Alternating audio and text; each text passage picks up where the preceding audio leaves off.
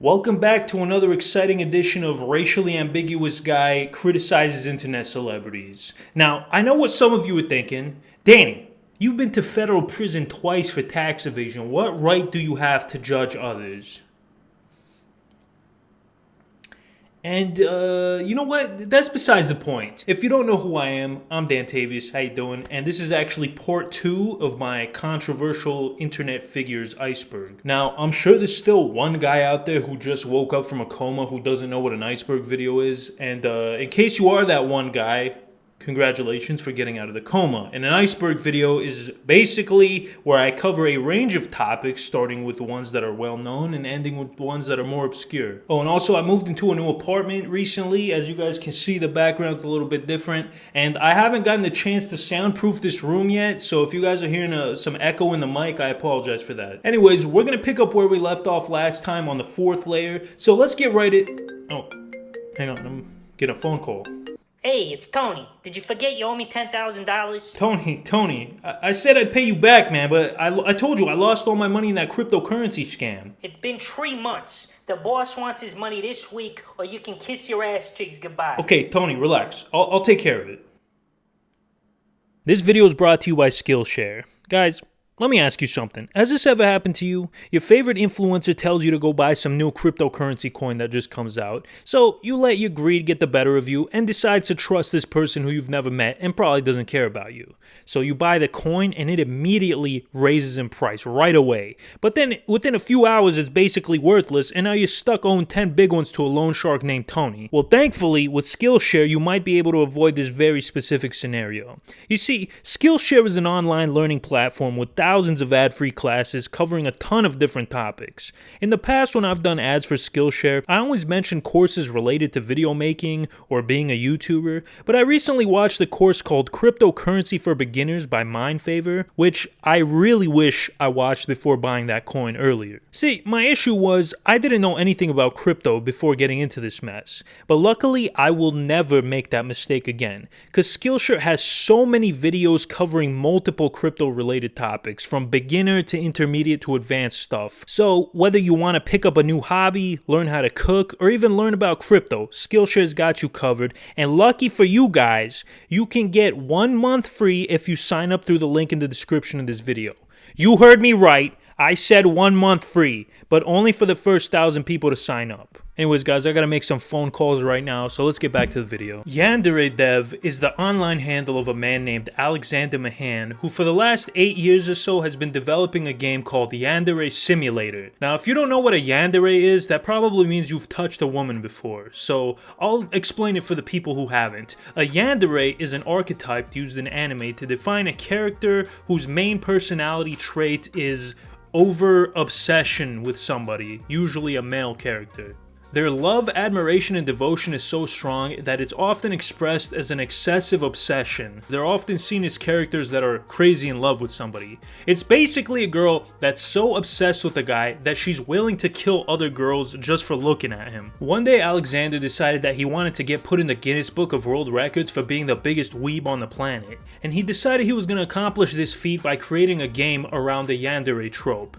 And it all started out with this Reddit post. Play as a yandere girl, fall in love with a boy and stalk him at school. Stalk him and kill girls who talk to him or look at him. Have to use stealth and school supplies to kill your victims. Have to hide/destroy the bodies, hide/destroy evidence, etc. Must infiltrate his house to kill his potentially incestuous sister before she seduces him. Climax of game is chasing your victim through a forest with a butcher knife screaming, "Why won't you love me?" YandereDev grew a small following of people who were interested in the development cycle of the game, but over time he drew criticism for his lack of work ethic, poor coding skills, and overall shitty attitude and inability to accept help or criticism. This combination of factors has led to him being subject to a lot of online mockery and memes made at his expense. And the criticism against him didn't stop with the stuff I just mentioned. YandereDev committed the #1 cardinal sin of the internet: being cringe.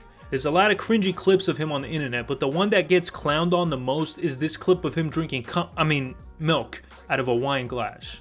I, Eva X, humbly submit a toast to Nicholas Alexander for successfully managing to pirate Warcraft 3 so that he may play Defense of the Ancients. Congratulations, Nick. Enjoy your Dota.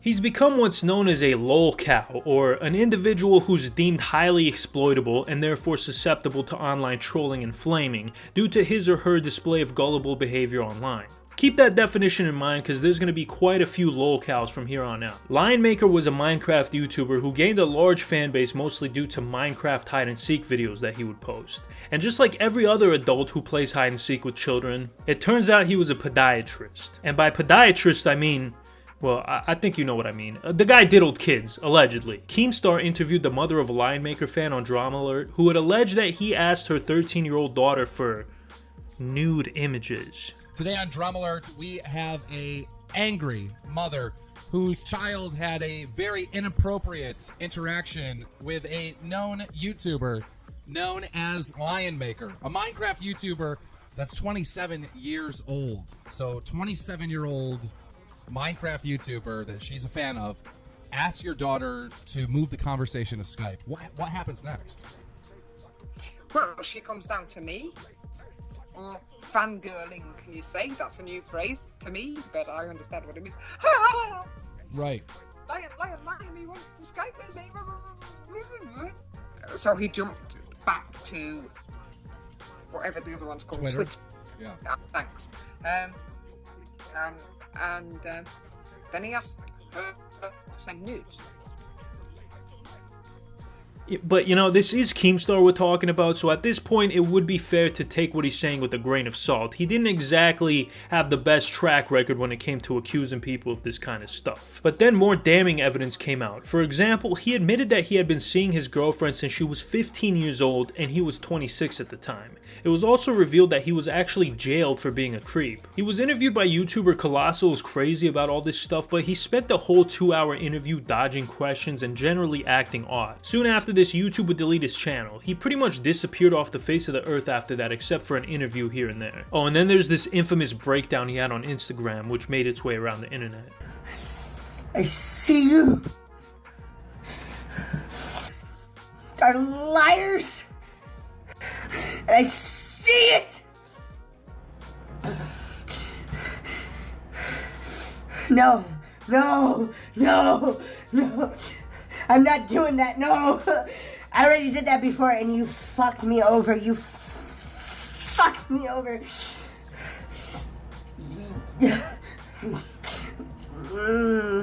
You are a piece of shit. You don't know what you're talking about. Extreme Games is a channel that makes extremely cringy content catered towards iPad kids. It's very cookie cutter, zero personality dog shit made to get views from kids whose parents don't pay enough attention to them. Like, look at this one. Crazy poo prank on brother. 1.7 million views. You know what? I do love a good cock-up prank, so let me just give it a chance. We got a bucket of manure. This is literally animal poo.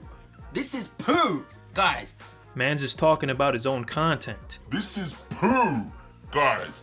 And Anyways, these guys now make 3 AM videos, and now I should mention that all 3 AM YouTubers, or I should say most, not all, no, you know what, all of them, all 3 AM YouTubers share a few characteristics. Number 1, they're extremely cringe. That's basically a requirement if you do this type of content. Number 2, they heavily clickbait their videos. And number 3, they have a young fan base and they manipulate the shit out of them. A good example of a 3 AM YouTuber who does all of these things is JStation, who was actually supposed to have his own entry on this list, but I didn't want this video to be like 3 hours long. Go watch Nerd City's video on him. They do a phenomenal job at, you know, talking about everything wrong with this guy. But let's get back to Extreme Games. Apart from making terrible content, these two idiots made a video claiming that they were quitting YouTube because they were both dying. This is the end.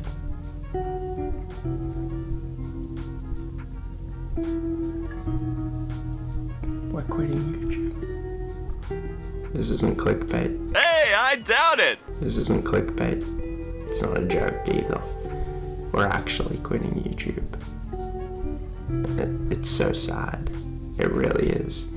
Because we've worked so hard at putting this all together, making these videos for you guys. This is poo, guys. We're both really sick, and this could be the last video that we ever make. Listen, man, I know you're not supposed to make fun of people's looks in 2022, and I'm really trying to be a better person. I really am. But god damn, these mother suckers look like a pair of troglodytes. Dude on the left looks like a fucking goblin from World of Warcraft, alright? And the dude on the right looks like Franklin, bro. Seriously, he looks like Franklin, which makes me dislike him a million times more. I mean, it should be clear with anybody with more than 2 brain cells to rub together that this is fake. Like, the goblin dude can't stop smiling throughout the whole video. If you're dying of fucking vertigo, I highly doubt that you would be cheesing that hard. And you know what, man? I don't understand this. It's not like they weren't getting views. Like, you might pull a stunt like this if you're desperate for views, but they didn't have to do this. They were getting plenty of views. But whatever, man. Obviously, they didn't die, which is good, but they're still making content, which is bad, alright? They're still out here grinding some of the worst content in existence with over 7 million subscribers, alright? Is that fair? Is that fair that I'm sitting on a measly 150K and they got 7 million? Hit that subscribe button. Alex Jones is a conspiracy theorist who went from actually exposing shady shit done by the elites to being an unhinged psycho, but a hilarious unhinged psycho. I gotta admit, man, I have a guilty pleasure for Alex Jones. Like, if you watch my channel, you know I've made a ton of references to him, and you know I do a killer Alex Jones impression. And you know what? I think he's the funniest guy on the planet. And let's be honest, a lot of the stuff he says turns out to be true later. Look, here's the thing. Fine.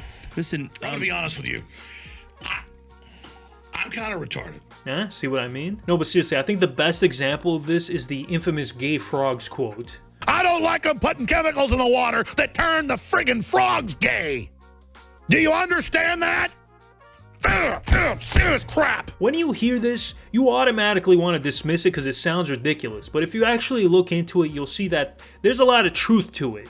A pharmaceutical company was in fact dumping chemicals into a lake that was turning the frogs into hermaphrodites, not gay, but still, I mean, it's more true than it has the right to be, you know what I'm saying? Dang, man, I just realized I was wearing these headphones, so why didn't anybody say anything? Anyways, if you watch Aki's Weird Stories video about it, it goes way in depth into the topic, and it's actually pretty interesting. But my point here is that there is some truth to what Alex was saying, but he's just so over the top and ridiculous that you just don't want to listen a lot of the time. And look, I'm not trying to say he's credible at all, because the thing is with Alex, he says so much stuff. I'm serious, man. This guy talks more than my ex-wife, alright? And you should have heard her during the custody trial. She wouldn't shut up. Anyways, he says so much shit that some of it is bound to be true, alright? When you throw enough feces at the wall, some of it is bound to stick, you know? And on the other side of this, you know, I don't want you guys to get me wrong. I don't always believe the mainstream narrative about everything, okay? There's a bunch of stuff I think is fishy, and I definitely acknowledge the corruption of the government and the elites and all that other stuff.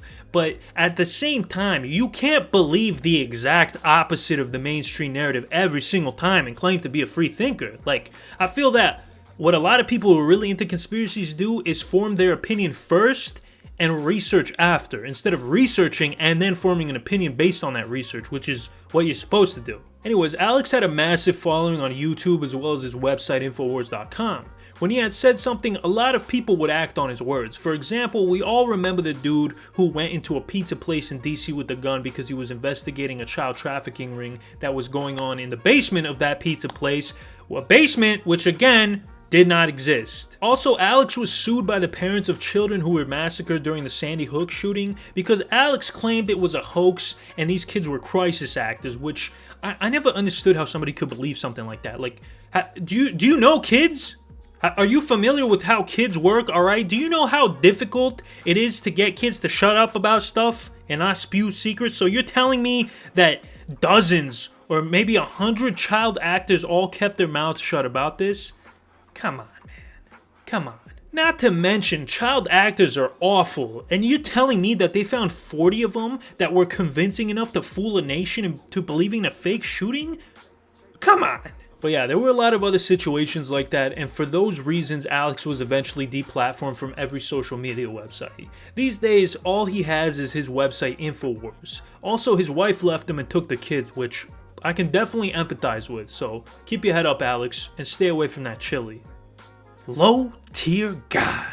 or LTG as he's also known, began his YouTube career as a competitive Street Fighter player. During his Street Fighter days, he would rage quit whenever he would lose, which was pretty often because apparently he wasn't very good. He would also use cheap tactics and refuse to play against certain players if he knew they were good. Now, his first viral video would actually not be related to Street Fighter at all, and it was a video ranting about how big of a fat piece of trash Boogie2988 was. This is a video to some fat on YouTube named Boogie2988.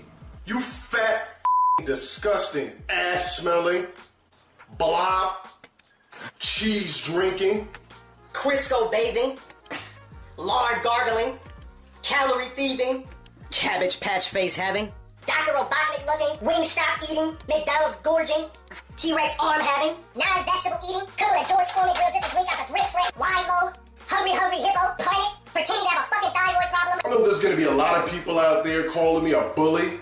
Well, guess what? I'm not. I just don't feel sorry for fat people, especially fat who sit there all day, gorge and eat, and make money for doing absolutely nothing. There were a lot of other outbursts similar to this one, so he kind of built up a reputation for being a dude that would just explode on people. Like, the guy was very quick to anger, but I gotta say, these rants are pretty freaking hilarious, man. Like the guy has a way with words, so shout out to him. LTG was also very vindictive against anybody who criticized him. For example, the YouTuber June the King made a rise and fall video on LTG 3 years ago, which has over 2 million views at this point, and LTG was not a fan of this video, to say the least, alright? He tried to get it taken down. He then proceeded to harass June for over 2 years. June even made a 2.5 hour long video called My Cyberstalker Needs to Be Stopped, where he details how LTG doxed and harassed him. Nowadays, he just streams on Twitch, and I don't know, there's not really much to say about this guy. I don't think he's as bad as a lot of the other people on this list, besides being a massive dick.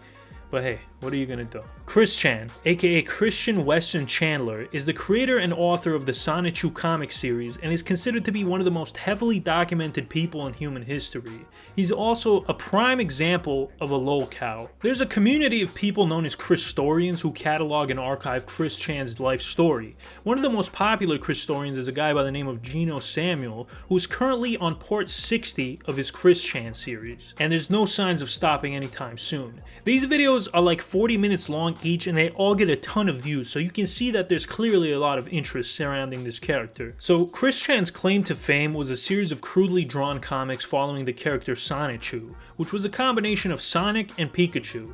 Chandler was so proud of his comic series that he would post them online and even wore a Sonichu necklace around his neck most of the time. His comic series really started to gain attention when somebody posted one of the issues to the Something Awful forums, where it was ridiculed by the users of the site. It was also discovered by somebody who knew Chris that he would frequently walk around the mall with a sign used to try and get a girlfriend. The sign read, 21 and single white male, shy, smart, young at heart, computer skilled. Humorous, a great thinker and a go-getter, natural salesperson, enjoys good parts of life, diplomatic, friendly, loves his family, peaceful, very creative, he's lonely, seeking cute 18 to 21 single female companion. Hey man, you say what you will about Chris Chan, at least he wasn't diddling kids. 18 to 21 years of age, does not already have a boyfriend, single, average to slender weight body type, white, lives in Charlottesville or Ruckerville's area, does not smoke or drink alcohol, happy positive personality, average / high income. Alright bro, I see you. Drives a vehicle, and then there's an image of the Sonichu face. And he ends it off with, if any men read this huge sign, mind your own business. And to all men with girlfriends except marrieds and blacks, go jump off a cliff.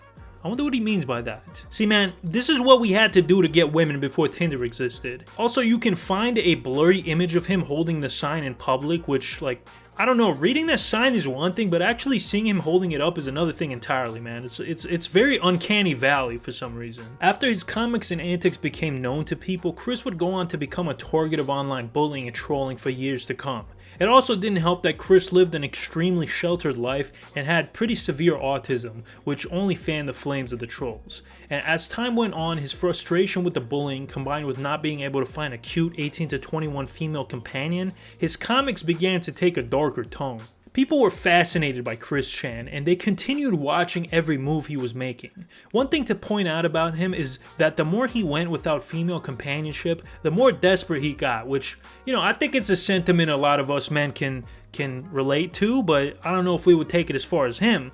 At one point, he went so far as to transition his gender, changing his name from Chris to Christina. And it's speculated that he underwent this transition just so he could hook up with lesbians, since he wasn't having any luck with women by conventional means. There's apparently emails out there proving this, but I haven't been able to find them. But the circumstantial evidence aside from the email proof is pretty in favor of the him just doing it to get with lesbians theory. Now, the Chris Chan saga ended on August 1st, 2021, where he would go to jail from stooping his own mother. Ugh, this is absolutely disgusting. Like, I'm not even trying to be funny because this is just sick. He took advantage of his elderly mother, Barbara, who suffers from dementia.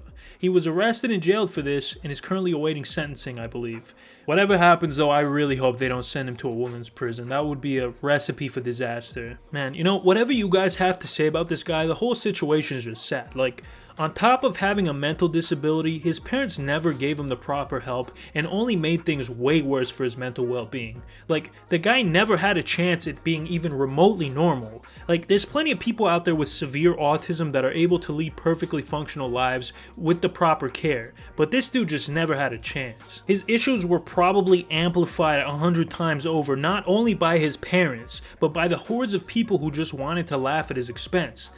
Just super fucked up all around, man. Spoony, also known by his real name Noah Antweiler, or the Spoony one, started making videos all the way back in 2007. His content seemed to be inspired by the angry video game nerd who got his start making videos a few years before Spoony. And, you know, I actually watched a few of his more popular videos from back in the day, and I gotta say, they were pretty good, man. They held up surprisingly well.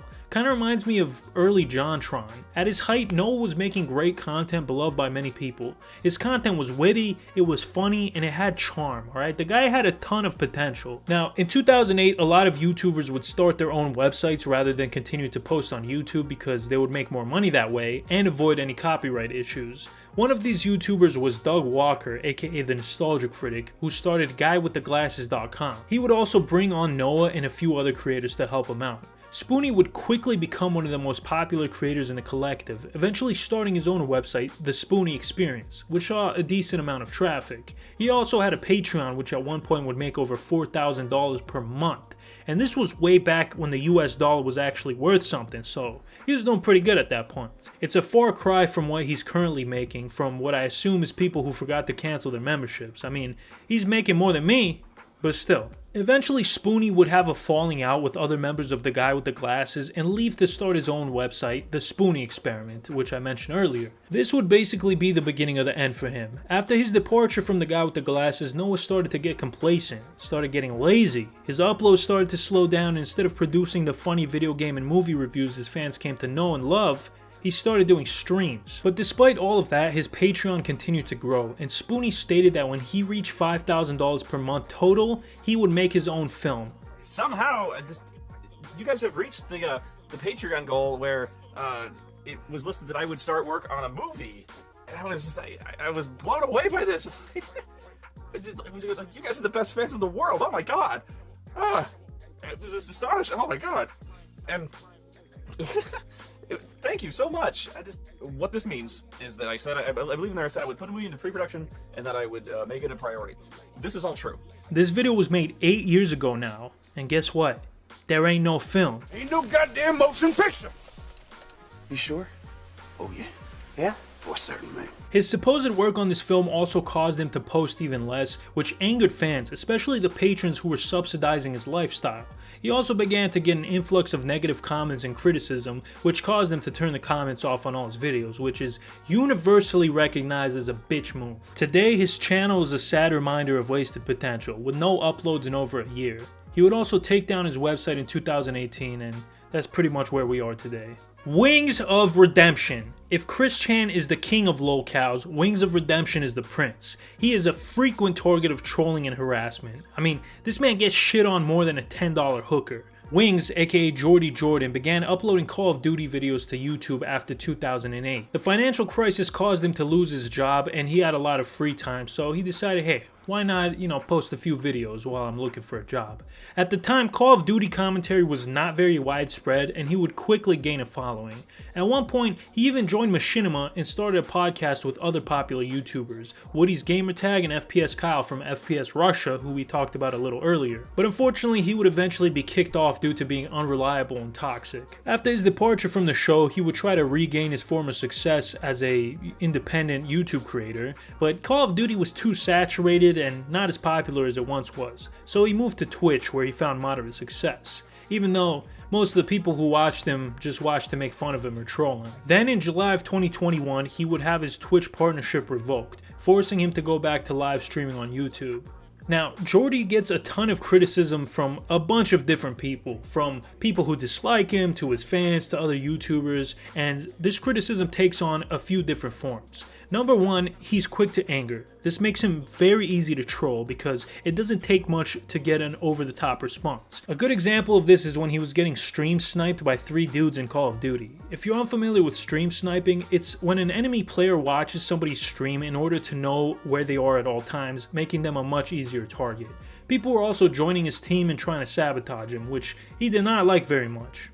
Alright guys, if they join session again, I'm just gonna have to fucking stop playing until they leave. Like, all they're doing is hurting my livelihood. If somebody could please like get me their information, like maybe like I forgot what that shit's called, but like if somebody could get me like their information, like their name, their address, the number, how I can get in contact with these guys, I would really like to know, because like I'm seriously considering suing them. Wings also frequently gets hopped up on G Fuel and gamer rages whenever he loses at Call of Duty. Fuck you!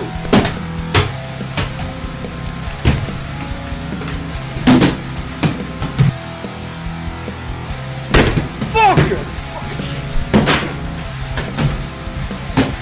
Fuck that nigga. God damn, man, this guy spends more money on controllers every month than I spend on my mortgage. Number 2, he refuses to even hear criticism in any way, shape, or form. When somebody gives a suggestion, whether it be malicious or productive, he will not hesitate to ban somebody. Joe got banned because he works against the idea that I want to make money. Ban anybody that says they have ad block. Can you go ahead and ban the word sniff, please? Ban Super Han. I'll ban him. Ban people that are laughing. Can somebody ban Carolina Sky McLean, please? Gil Thompson, this is why you get banned in my fucking chat. Say positive things. BG, why aren't you banning these people? Said there's a rumor I have HIV. Go ahead and ban people talking about that. Ban world, population you. I'm banning anyone that tries to give me advice. That's beautiful. Man, this guy's moderator must be Rain Man, because nobody else could remember the list of bannable offenses Wings has. When you apply to be Wings' mod, one of the qualifications is you gotta have a photographic memory. It gives you kind of like PTSD being a mod in my chat. If you look at the comments of any videos involving him, a big portion of them will just be people memeing on his banning practices. Actually, you know what? Now that I think about it, this guy kind of has a point. You know what? From now on, I'm banning anybody that doesn't like and subscribe, so smash like. Ban world, population you. Number 3, playing the victim. There is a video on YouTube called Wings of Redemption Explains His Life in 32 Seconds, which kind of, does a good job at summarizing all of his issues. My health is starting to fail.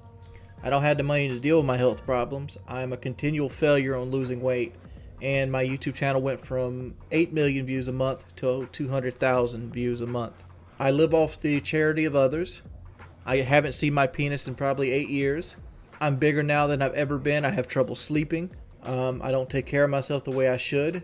Sugar controls my life 110%. I probably have untreated diabetes, and I basically have to play games for a living that I fucking hate. Yeah, so as you can see from the video, he is aware and understands all of his faults, but he does absolutely nothing to improve on his situation. He just kind of complains about it. Which brings me to number 4, refusing to take responsibility for his own actions. He always blames his team members or other stuff when he loses instead of admitting his own faults. You're not a level 134 with your movement. Yes, it's a Smurf account. There you go, the blaming begins. Alright, we're dropping Tony as well, man. I'm sorry, Tony, but like, you're just not ranked material, man. Guys, you gotta pay attention to the fucking... I know where it is, but nobody's helping me. Dude, I'm not putting my team down. It's just like they don't help. Yeah, we probably shouldn't have Ghost Dumonte. He's not a very good one. Wait, what just happened, man? We went on against a team I'd be trying to get y'all to play like. Come on, dude. You guys suck. Where did I get shot from? Oh my god, dude. Nobody's helping me. Really? Nah, this is a squad, man. But it's like Gustavo's 1 in 5. Like, Gustavo just shouldn't play Rainbow. Honestly. Why am I being so rude to them? They're not playing right. It's because I don't got anybody better. I got the only stack I can play with right now. God damn it. Why aren't you guys helping me? I don't know, man. Yes, the guy is kind of a schlemiel who plays the victim, but at the same time, nobody deserves to be harassed like this dude gets harassed, so it's hard for me not to feel bad for him despite all of his many faults. Matt's What It Is, known as Matt Watson, is known mostly for one thing and one thing alone, and that is a video he made titled "YouTube is Facilitating the Sexual Exploitation of Children, and It's Being Monetized." This was back in 2019. In this 20-minute long video, he talks about how YouTube's algorithm is essentially a wormhole, providing easy access to grown men who have proclivities for young... You know what I'm saying. I'm going to show you how this wormhole works, and there's several ways to get access to it, but if I just start here, and you might say, dude, you know, why are you watching bikini haul videos?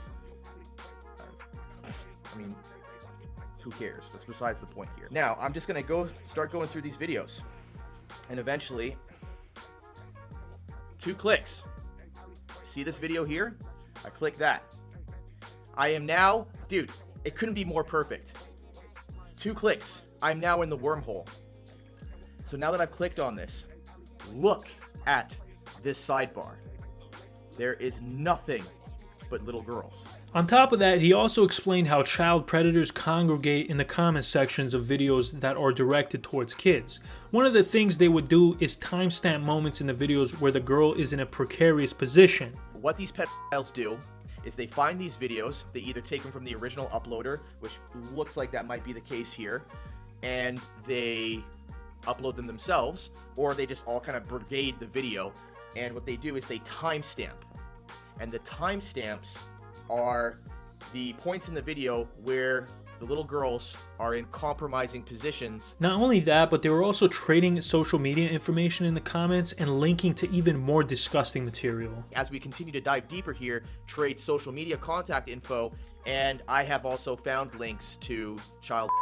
He then went on to go at YouTube for allowing ads on this kind of stuff. And there you have it, adverts. Comfy leather shoes. Now this video, there are no timestamps yet. There could be. It was only uploaded a little while ago. But I have multiple examples of big name brands. We're talking Dodge Ram, Disney in one video, a furniture company in another, where their adverts are appearing on videos where people, users, are timestamping the girls in compromising positions. And this video really blew up, man. It really got everybody's attention, especially YouTube, who quickly went into overdrive trying to fix the situation because this story was spreading like wildfire and they were scrambling trying to put it out as quickly as possible. Meanwhile, internet normies and Facebook moms started grabbing their proverbial pitchforks and basically starting an internet riot, and huge advertisers started pulling their ads off of YouTube, essentially causing the Adpocalypse 2.0. Matt basically started his own movement called YouTube Wake Up, and in his video he had a call to action telling people to spread around the hashtag YouTube Wake Up, as well as sharing the video to spread awareness. But as the situation started to unfold, many people started to wonder if there wasn't more to Matt Watson, if perhaps maybe his intentions weren't 100% noble. YouTubers like Emp Lemon, Mr. Gigi, Keemstar, The Right Opinion all made videos poking holes in Matt's original video. Now, YouTube took pretty swift and immediate action soon after Matt's video was released. They deleted multiple accounts, they disabled comments on videos targeted towards kids. Keemstar said he reached out to YouTube before the video even blew up, and they said they were already working on it. And a lot of big YouTubers got involved in this as well and contacted YouTube to try to get this issue resolved. So you would think the situation would end right there and then, right? YouTube handled it, they were continuing to implement things that would prevent this stuff from happening in the future. That's it.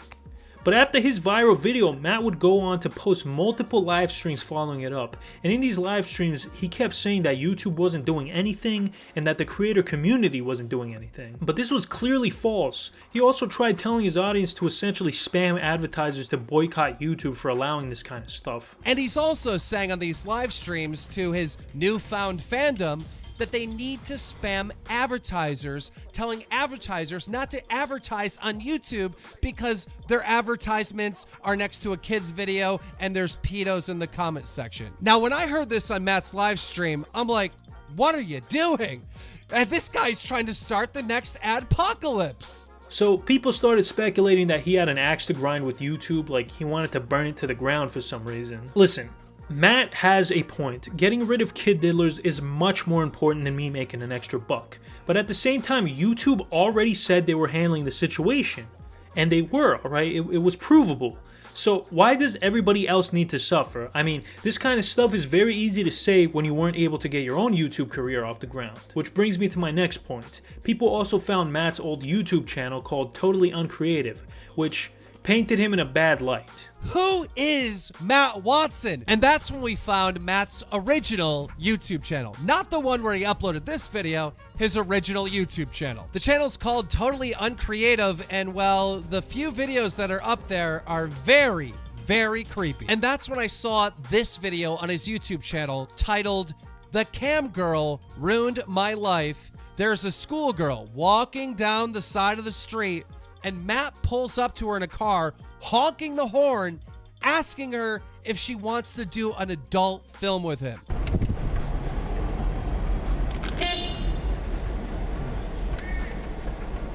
Hi. Are you interested in shooting an adult video?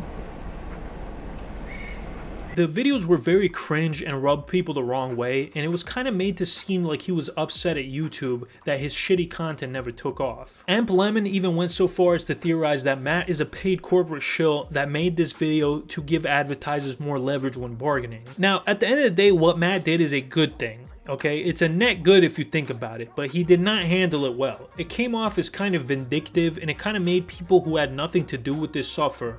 I'm sure if he brought up the issue in a different way and just stopped when YouTube actually said they were taking measures to correct it, he could have saved his reputation. Cause Keemstar is right when he says it seems like he's trying to get attention and look like the hero. But at the same time, Matt pretty much disappeared off the face of the internet not long after this whole situation, so I don't know if it's because of the accusations against him, but I think if he was that much of an attention seeker, he would have continued on to have a presence on YouTube either way. So I don't know, I'm kind of 50-50 on it. Also, I don't know if it's fair to discredit what he was saying just because he made shitty content. Like, imagine if I called out somebody like that and people tried to discredit me by saying I made tier lists about banging cartoon moms. That wouldn't be fair. Behind the Meme was a YouTube channel ran by Kyle Bryce, which was very popular in the mid-2010s. Hello Internet, and welcome to Behind the Meme. Today we have a look at the savage and evil Patrick Star meme. SpongeBob SquarePants. You know, that thing that was created solely to produce an endless supply of memes? Oh, yeah, and it's also a TV show or something like that, I guess. Squidward, who by the way has a nose that looks like, well, you know. Oh, brother, this guy stinks! These videos were very, shallow and pedantic. I agree. Shallow and pedantic. I agree as well. Shallow and pedantic. Thanks, Peter. Behind the Meme was criticized for having soulless, generic content that was made for views rather than passion, otherwise known as a content form. Think of Watch Mojo videos. Welcome to WatchMojo.com, and today we're counting down our picks for the top 10 booty songs. Now, I'm not gonna lie, these videos were pretty lazy. Like, I'm pretty sure Kyle whipped up these bad boys on iMovie on his phone while sitting on the toilet taking a shit, but hey. At the end of the day, they were just an entry-level explanation of a meme to an audience that wasn't too much into internet culture, aka normies. After a very short period of time, Kyle's channel was growing at a massive rate, gaining over 700,000 subs in less than a year. He would also cultivate a lot of hate from many creators on YouTube. The two most common criticisms levied against him was that, like I said, he put no effort into his videos and just read off of Wikipedia and know your meme and called it a day.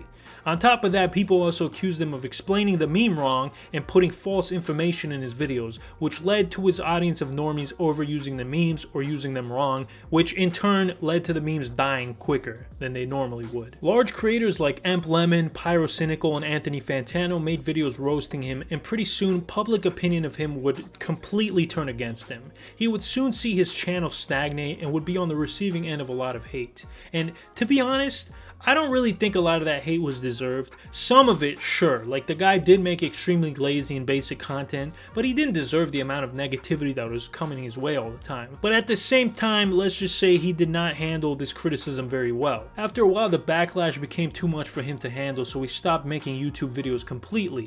Then, about 3 months later, he would release a video called What Happened to Behind the Meme? Note to self, in it he talks a lot about how he did a lot of reflecting in these last 3 months and that he wasn't going to give up on his dream of being a YouTuber.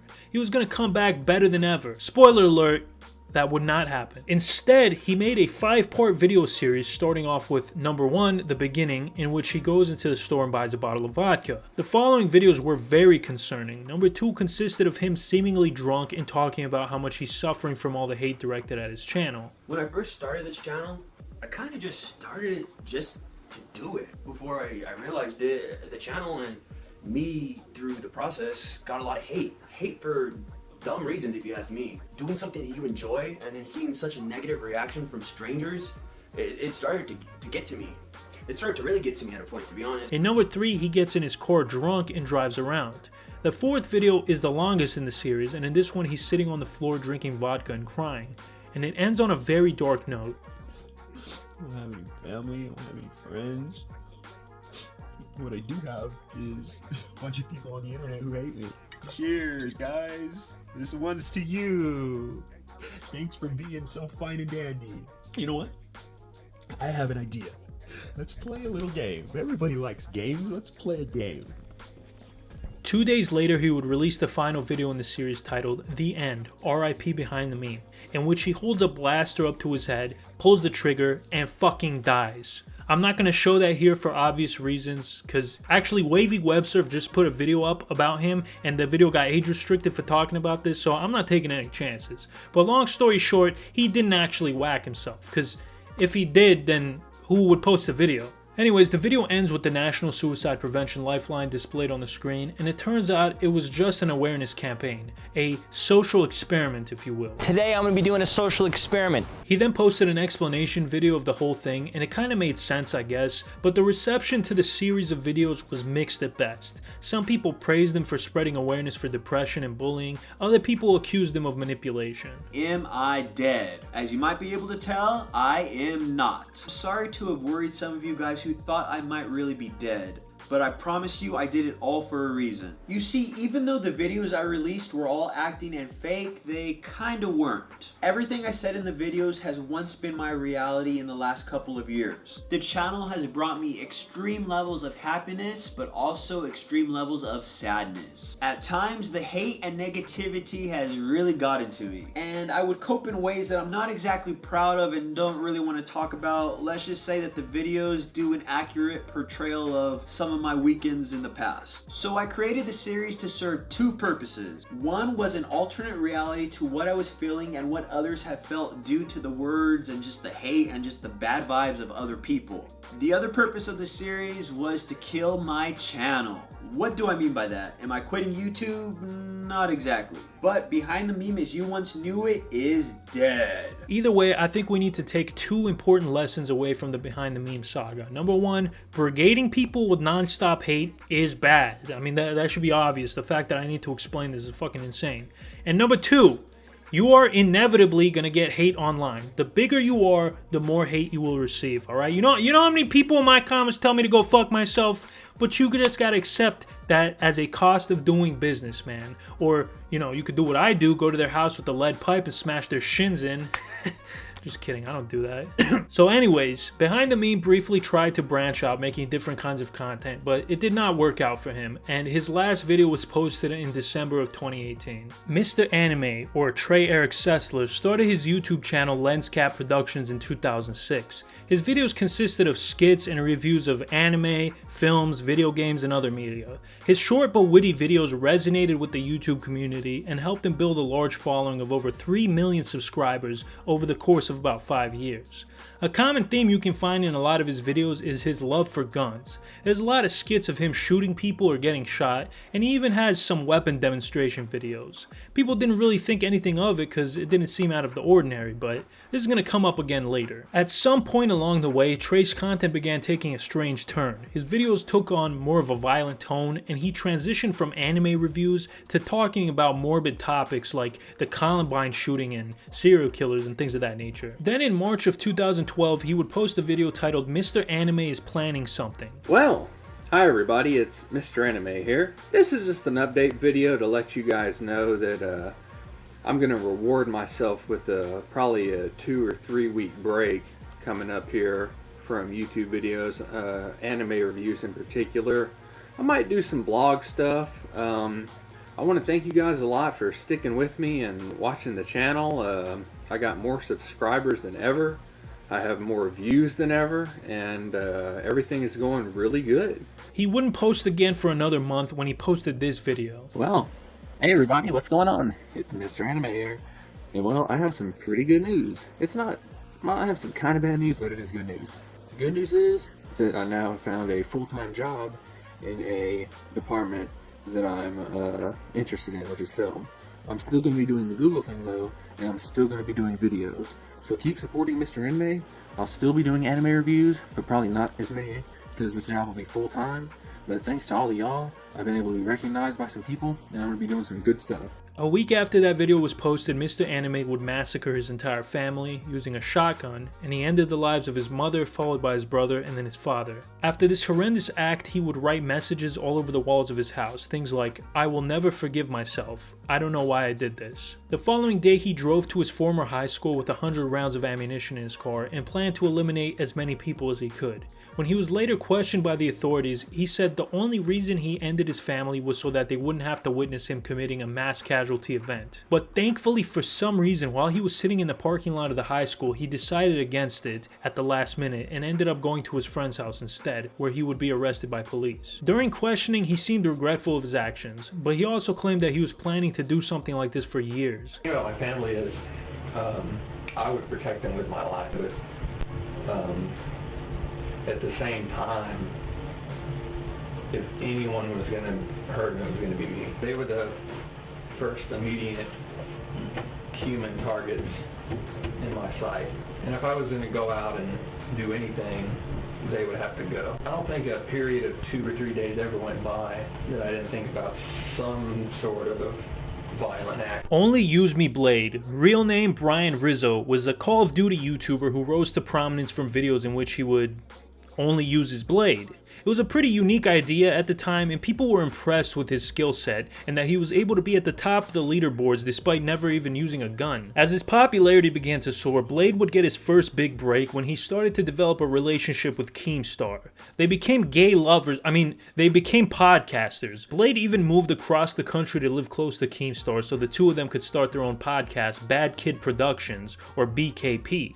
The pair also collaborated on a few videos together, and this was way before Keem started doing Drama Alert. Now, despite having a relatively successful podcast, Blade's own channel would suffer around this time. People began to get tired of Call of Duty, and the market was oversaturated, and people were also getting sick of Blade do basically the same thing in every video. His shtick of only using a knife was just getting old, and it's not something that really was able to translate over to other games. So eventually he did what every failing YouTuber does and made the transition over to Twitch, where he would do something called drunk streams. This is where he would get completely shit-faced off Jaeger for the entertainment of others, and this would prove to be the worst decision of his entire life. This guy was an absolute putz when he was drunk. He would say racist stuff, he would grope women, he would trip all over the place like an idiot. It was an absolute mess. But But unfortunately, this was the only thing that was getting him views. People loved watching this idiot stumble around and make a fool of himself. So he had to continue doing the drunk streams, which eventually led to him being a severe alcoholic. But we're not even close to the end yet. In 2018, Blade met Ice Poseidon, who was an extremely popular IRL streamer on Twitch,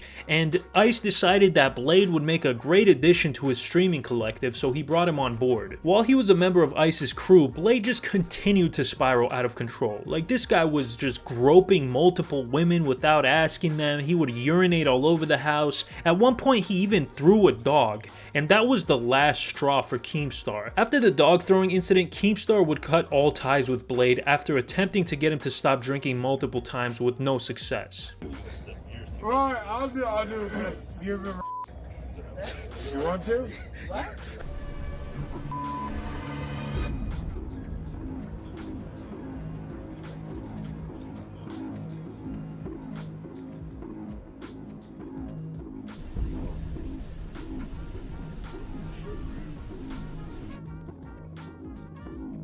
While on an RV trip that was being live streamed, Blade was talking to another guy named Bjorn and said this about another member of their group who happened to be female. Can I go have sex with Coaches real quick? What? Can I go have sex with Coaches real quick?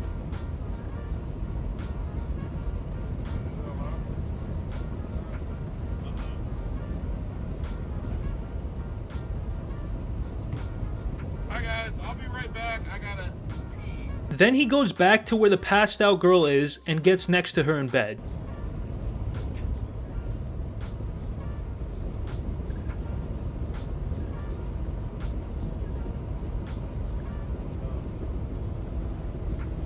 Is he really going to do that?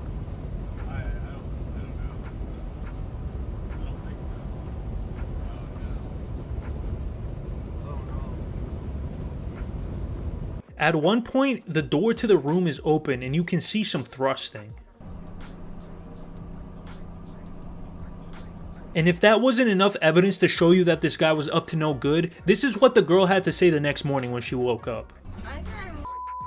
Now, knowing what a piece of trash this guy is, and knowing he has a history of groping women without asking, what do you guys think are the odds that he didn't do anything? I don't even know how this deflated balloon looking ass man is still walking around with no repercussions. Now, there's another clip I want to show you guys so we can get a better idea of Blade's character, alright? It's not as bad as the assault thing that just happened, not nearly as bad, but it's still incredibly cringe and gross. So, Blade invites one of his biggest fans over for a New Year's party, and the dude brings his wife too, because he loves Blade. In fact, he loves Blade so much, he's such a big fan that he actually proposed to his wife that he brought in front of Blade a year or so before this happened.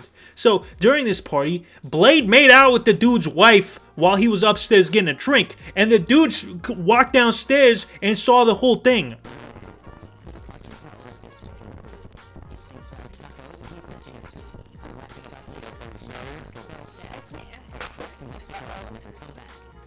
Oh! Hey! Crispy, come here! Crispy! Crispy! Crispy, come here! Crispy! Bro, this is the most disgusting thing I've ever seen in my life. Literally, okay? This man looks like a dirty diaper filled with used needles, and this girl looks like the Michelin Man's twin sister. Well, that's pretty much all I have to say about Blade. And you know what? I really hate to say this. I really hate to say this about people, but this guy's a real jerk. Zillion OP is a disabled Twitch streamer who was confined to a wheelchair. He never mentioned why he was in the wheelchair, but it became part of his identity as a Twitch streamer. And he had a pretty successful career on Twitch, doing some good numbers and getting an ass ton of donations and subscriptions. Now, a lot of these people donated and subscribed because they liked his content. Other people did it maybe out of some sort of pity because he was in a wheelchair. But then one day, a miracle happened. The man was miraculously healed of his affliction and got up and started walking. So as it turns out, the guy was only temporarily in a wheelchair after an accident. Like, when he originally started streaming, he was in a wheelchair, and according to him, he still needs the wheelchair, just not as much. Like, he's slowly building up his ability to walk again. Do you feel like you screwed up in the sense that, like, when you are integrating your disability so much in stream that it may have put off a certain image that you were wheelchair bound when you weren't? Are you willing to admit that perhaps not updating people was a mistake there? It was my biggest mistake, not updating people. And I guess there's like, I have no defense for it. All I can say is the facts of from day one, I needed the wheelchair. After my stream was done, I still needed the wheelchair. You can see in the video, I'm pretty hunched over. I'm not used to walking yet. And I still use the wheelchair to get around. If I needed to go to the store, I absolutely needed it. I could not walk through an entire store. There was no way that I could walk that far. Okay, so I'm going to combine the next two people into one entry, Mumkey Jones and Elliot Rogers. And now this is probably the part that's going to get this video demonetized. So Mumkey Jones, now known as Simmy and Jimmy, is a satirical YouTuber who made videos that covered a range of topics, from skits to anime reviews to commentary. His content was pretty edgy, even for the time. In 2017, he would have his YouTube account taken down after getting strikes on the video's top 10 most lethal methods and Mumkey's declassified Sharia law survival guide, which both violated YouTube's community guidelines. Eventually, YouTube removed the strikes and restored his channels, but this wouldn't be the last time that he had an issue with YouTube taking down his channel. Mumkey's most notorious videos were his series on Elliot Rogers, and I'm not going to go into too much detail about this guy because you'll see why in a second. Anyways, Elliot Rogers was a pathetic loser who had a very privileged upbringing in LA. He was a typical socially awkward, shy loser that was mad at the world because he felt that he was owed certain things. He was angry at society that a supreme gentleman such as himself wasn't able to get a girlfriend, but all these other douchebags were up to their pussies and elbows. Wait, that's not right. You get what I'm saying. Elliot documented his issues with society in a manifesto that was over 100,000 words long, and also through a series of 21 videos which he posted to YouTube. All of his contempt built up until one day he took out his frustrations at the world by carrying out a mass homicide. Now, I should mention, Elliot was a lifelong loser all the way to the end, and when he was carrying out his attack, nothing went according to plan. But despite this, 6 people still needlessly lost their lives, all because this putz couldn't get a girlfriend. Now, as I was saying, Mumkey made a whole video series on this putz, and these videos were kind of weird in a way because he tells a lot of jokes and makes fun of him a lot. The style is more similar to like a Cody Ko video than the typical way you would expect somebody to talk about a guy who just massacred a bunch of people. Now, I'm not even saying it's a bad thing that they have a funny tone, and you know, despite that, the intention is not to trivialize the situation, but rather to make Elliot look like a complete schlemiel. And these videos did the exact opposite of glorifying him. In addition to talking about Elliot himself, Mumkey would also talk about Elliot's father, who he said shared some of the blame of the attack because of the way he raised Elliot. Now, fast forward about a year, and Mumkey would have his channel taken down again, but this time neither he or anybody else knows the exact reasons. All we know is that he received strikes on his Elliot Rogers videos, but he was never told what the exact issue was. But, I mean, hey, that's YouTube for you. People are still speculating why he's got his channel taken down to this day. Some people think that it was Elliot's dad who had like connections with YouTube and had it taken down, and other people think that the FBI was involved. And it was strange because these videos were out for a year before YouTube did anything about it, and then he just received multiple strikes at one time, which, yeah, that's weird, but at the same time, you never know what they're doing over at YouTube headquarters, man. It's a shit show in there. Mumkey Jones lives on today with his channel Simmy and Jimmy, so go check it out. Jessi Slaughter. Her story starts off with the website StickyDrama.com. Sticky Drama has been described as the following. Sticky Drama and its sister porn site Sticky Nudes are two of the worst sites on the internet, built on exploiting teens and tweens' insecurities and then publicly humiliating them. It was basically a site to like roast people and also for internet celebrity gossip. On July 10th, 2010, a Sticky Drama user accused the lead singer of Blood on the Dance Floor of stooping a young girl named Jessica Leinhart. BOTDF lead singer Devi Vanity is at it again. He apparently is having a friend with benefits type relationship with a self-proclaimed scene queen, Jessi Slaughter, who's only 11. I have also talked to other people who say that they did F last summer when she was just 10. Jessi Slaughter, whose real name was Jessica Leinhart, would respond to the accusation with the following message. People, STFU, this is a very private matter and I'm dealing with it. The post ruined my life. And yes, that was my status on MySpace because I saw a squirrel fall out of a tree in my backyard. I was funny to me. My mom has read this and is talking to Davi on the phone right now. So I would shut your mouths if I were you. I have my life and Davi has his. We are just friends. Now, this was a different time. So instead of people going after the guy who allegedly had coitus with an 11-year-old, they would harass the girl herself instead. And it didn't help things that she also had a very weird way of writing. But she was 11, bro. She eventually made a video addressing all the harassment and online bullying she was receiving from others. Hey YouTube, it's Jessi Slaughter here, and this is to all you fucking haters, okay? Guess what? You guys are bitches, you know what? You don't faze me. I'm just doing this just so you can tell. I read the comments, I read the messages, I reply to them, but you know what? I don't give a Man, I'm sorry, but this video is hilarious, bro. Like, why is she cursing so much? Oh, and we can't forget about this quote. And if you can't, like, realize that and stop hating, then you know what? I'll pop a Glock in your mouth and make a brain slushy. This video went viral when it was posted to 4chan, and you know once those degenerates get involved, shit was gonna get heavy. They were quickly able to find her personal information, including where she lived, and for the next few weeks, her house would be inundated with mail packages and prank calls. As a result of the relentless harassment, Jessi posted a tearful response video when suddenly her dad interjected and started saying some wild shit. This is Jessi Slaughter. I just want to tell you guys that you ruined my life. And I'm not gonna put up with any of you people's crap anymore. If you ain't got something nice to say about my daughter, then keep your mouth shut, and any more of your comments to put on there, I'm recording them all and they are being sent to the police department. And guess what? Your emails will be caught and will be found, and who said you're gonna beat my daughter up? You will have to deal with the police, because you done goofed. You bunch of lying, no good punks, and I know who it's coming from, because I back traced it. And I know who's emailing and who's doing it, and you've been reported to the cyber police and the state police. So you better write one more thing, or screw with my computer again, you'll be arrested. End of conversation from her father. You're fucking gonna come and beat her ass. And if you come near my daughter, guess what? Consequences will never be the same. You lying bunch of pricks. Now, in this short video, this man would say at least 4 meme-worthy phrases, and of course, he would inadvertently increase the harassment against them many times over. People all over the internet were memeing on them at this time. People even created websites based off the things he was saying, like youdonegoof.com and becauseIbacktracedit.com. Due to the virality of this video and the sheer amount of harassment Jessi and her family were receiving, they were placed under police protection, but things would only continue to get worse for Jessi and her father.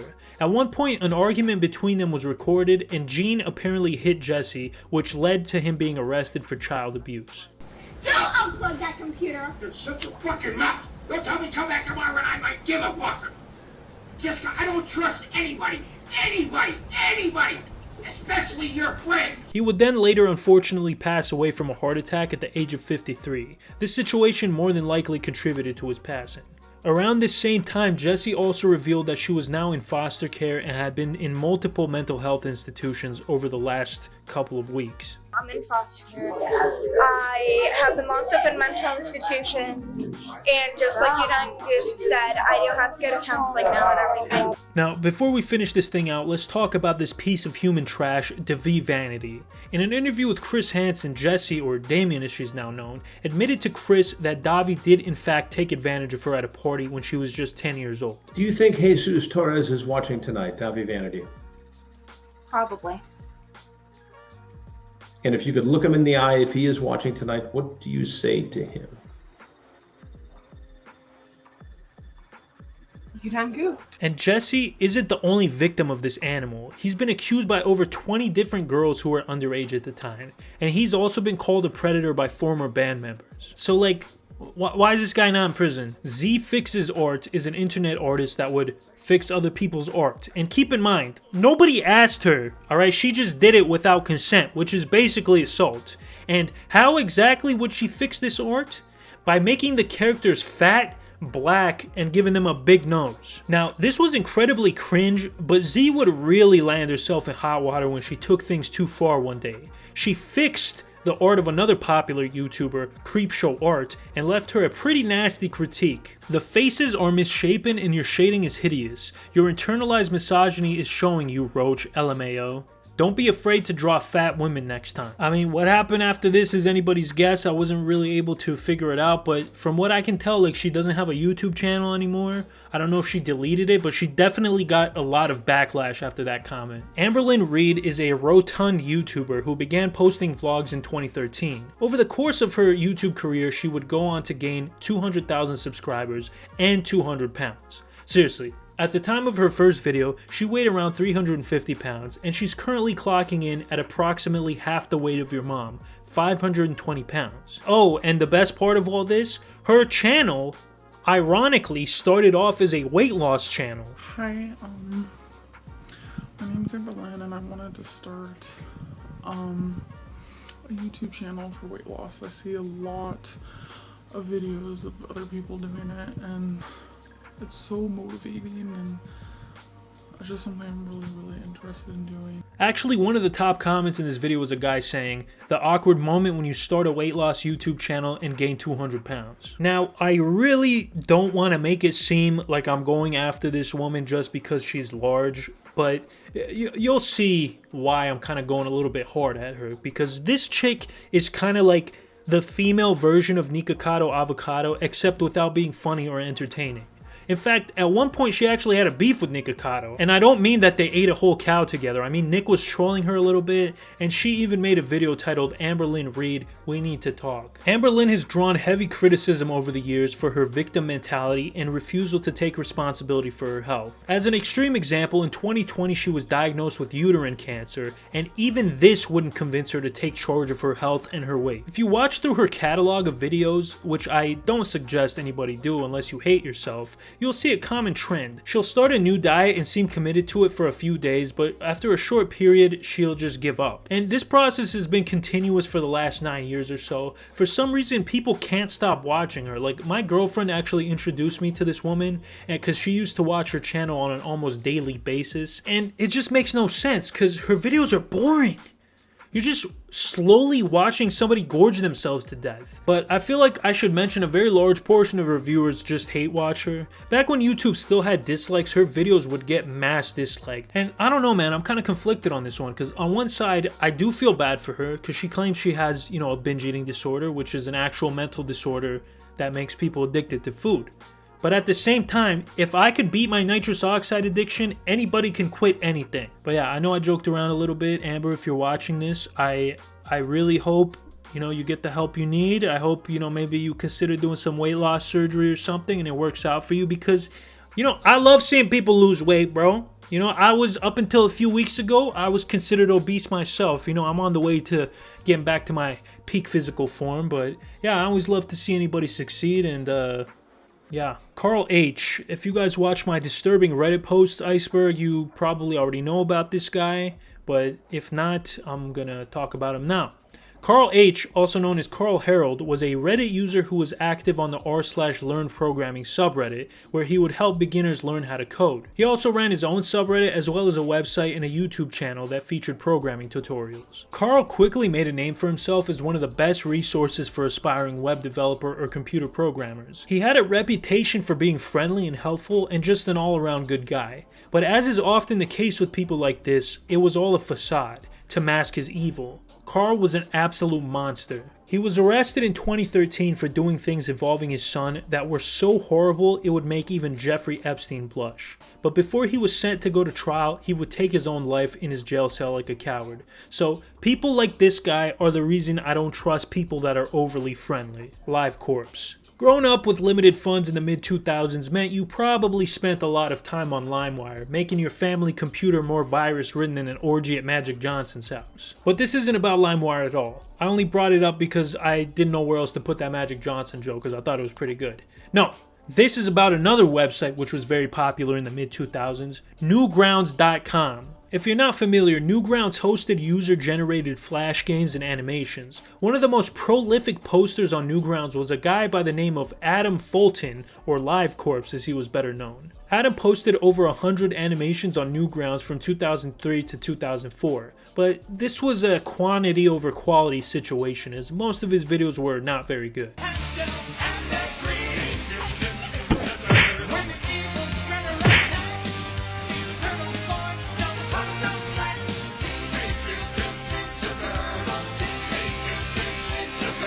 Despite this, he was still able to build up a cult following and was pretty popular on the site. But all of this would change on June 8th, 2004. During an altercation with his neighbor, Adam would end up stabbing him and going on the run. At one point, he shot a police officer and continued to run until he was finally able to elude law enforcement. After about 3 days, he was able to find his way back to his apartment. He went in and wrote 2 emails to his family. The first email starts like this: "By the time you read this, I will have ended my life. For the past 3 days, I have been a fugitive from justice following events of nightmarish proportions. The main thing is that I injured an innocent police officer who did nothing wrong." He would then go on to describe the situation which unfolded. Basically, Adam's alcoholic neighbor aggressively entered his house without permission and attacked Adam in a drunken rage. Adam defended himself and stabbed the neighbor, not intending to injure him seriously in any way. But when the police showed up soon after, Adam panicked and shot a police officer. In his words, "I snapped. I felt nothing but fear. It was either run away or die trying. So I headed out the door, turned the corner, and I'm face to face with a scary man in a black uniform. Officer Derrickson. I acted out of pure insanity and drunkenness." In the next email, he would express a great deal of guilt and remorse for the shooting the police officer. He also said how he would never survive in prison and he did not want to be a criminal fugitive. So the only solution in his eyes was to end himself. And unfortunately, that's exactly what he did immediately after writing these emails. And you know, despite the fact that he did do some bad stuff, Adam suffered from a lot of mental health issues, and the 2 people who he had altercations with both only had minor injuries. So at the end of the day, it's just very sad. He was in the wrong place at the wrong time. Mr. Swirlface, I'm gonna try to keep this one brief because yeah. So, sometime in the mid-2000s, photos began circulating around the internet of a man doing highly inappropriate things with young kids. His face was obscured by a swirl filter, which is where his name comes from. This kicked off a massive Interpol manhunt. First, they were able to reverse the swirl filter and unveil his true face. This eventually led police to a man living in Thailand named Christopher Paul Neal. Turns out he was a 31-year-old English teacher from Canada. He was arrested in Thailand and sentenced to 6 years in prison. After serving his sentence in a Thai prison, he was then extradited to Canada, where he was sentenced to probation. Probation! For diddling at least a dozen kids. Eventually, after getting hit with some other charges, he was sentenced to 5 years in prison, which was later reduced to 15 months because of time served. Now he's just walking around free in Canada, so shout out to the Canadian justice system. Another job well done. Whew, we finally did it, man. We finally made it to the end. I'm gonna be honest, when I picked this particular iceberg, I was like, man, let me just bust this out in 2 weeks. This will be quick. No. But yeah, man, that's all I have. After this iceberg, I'm gonna finish up the Internet Mysteries one, and then I'm done. Alright? The iceberg era is over after that. But you know, maybe if this video does really good, I'll reconsider, alright? Maybe I'll do another one if it does well. Maybe. Anyways, if you enjoyed the video, please give it a like and subscribe. I know I said at the beginning of the video that I didn't care, but you know what? I was just trying to be cool. I was trying to be nonchalant. So please like and subscribe because I do care. Oh, and one last thing before I leave you guys. If you want to support me financially in the hopes that I'll be able to do this full time one day, please consider donating to my Patreon. Not gonna lie, you're probably better off doing literally anything else with that money, but hey, if you want to donate, if you want to waste your money, I won't stop you. Other than that, guys, thank you for watching. As always, please let me know what you think in the comments. I'm out of here. Later.